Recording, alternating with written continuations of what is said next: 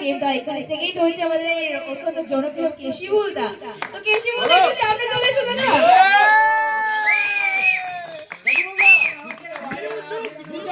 কেশিবুল দা action. না গান হবে, গান গান। হ্যাঁ ওই ওইদিকে ফিরে। একদম একদম। দাদা কিছু বলো নিশ্চয়ই। এর আগে আমাদের জনাই থেকে দুটো প্রাইজ হয়েছে, এবার আমি নিয়ে যাচ্ছি। আমার খুব হিংসে হতো, আজকে সেটা পেরেছি। একদম একদম।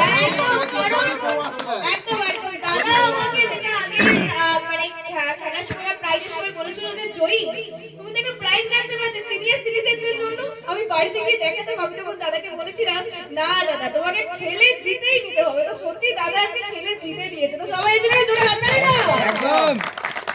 আর এটা হচ্ছে সবথেকে আমাদের এজেড, আর আমাদের এই গ্রুপের সবথেকে এজেড যদি কোনো রাইডার থেকে থাকে সেটা কিন্তু আমাদের কেশিবুল দা। বাট তাকে দেখে মনে হয় না বস, মানে এভারগ্রিন দাদা আমাদের। অবশ্যই অবশ্যই নট ম্যাটার।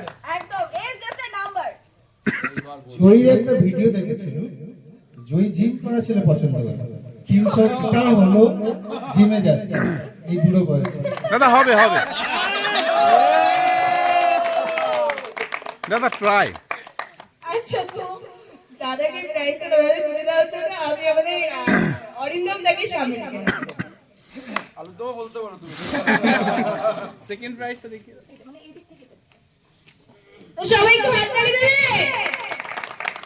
একদম।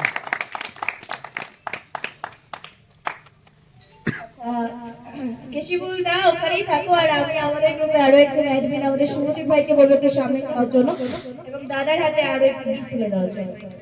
তো সবাই একটু জোরে হাততালি দেবে নাকি?